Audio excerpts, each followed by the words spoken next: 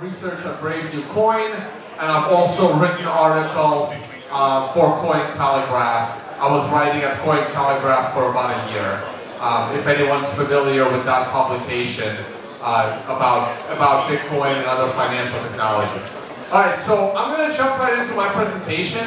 So the background to my presentation is basically the price of Bitcoin, because it matters. In markets, the price of anything matters. People buy houses, even people buy drinks. I'm not even sure they should be, and I'll talk about that later on as well. There's reasons for them not to be, and it would go a long way to helping economies. And Bitcoin started to go up, and there were other reasons for why it went up. One of them was Senate hearings in America, where the politicians in America gave the impression that they will give a wait-and-see approach, kind of like they did with the internet. Let's not regulate, let's not police the internet right away. Let's see where it goes. That was the viewpoint back in the 90s.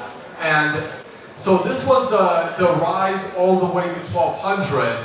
Now let's briefly talk about what happened afterwards. So then we had another big crash. And this one was longer than the previous ones.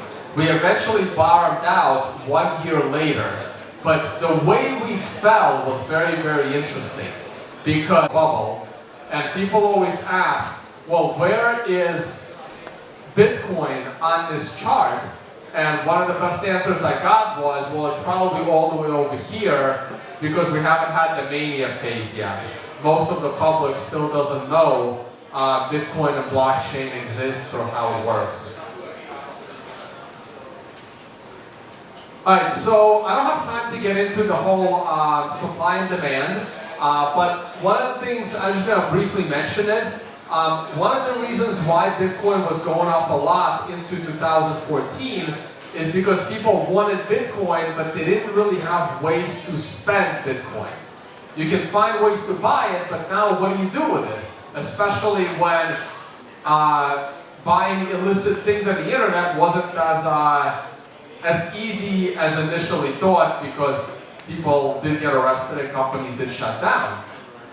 So what do you do with it? Like Roger said, he bought his plane ticket. He buys things from Amazon through a company called Purse.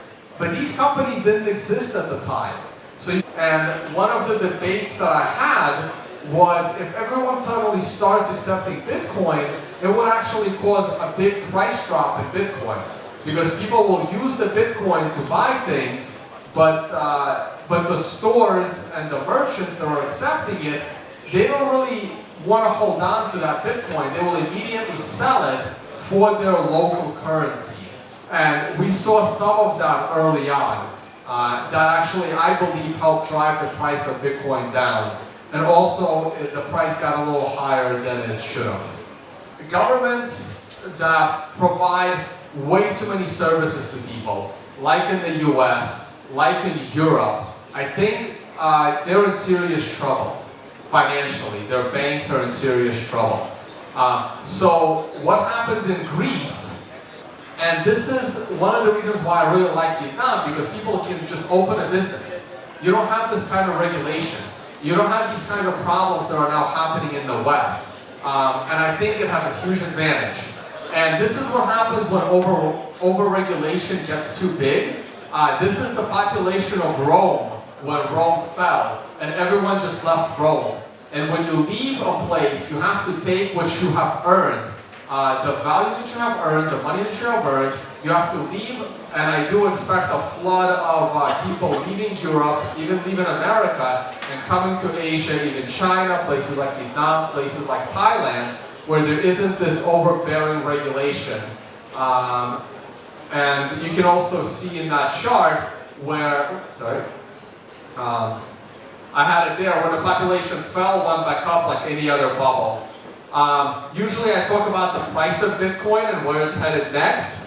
This is from an old article, but I'm running low on time and I want to get to questions. But these were my projections. I believe Vietnam now has property rights. You can own property here.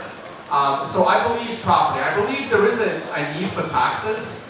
And in fact, when I was in the Ukraine, someone did a presentation about Estonia, and they decided to just make the tax system very, very simple. And they got a lot higher tax compliance. Like more people were willing to pay taxes.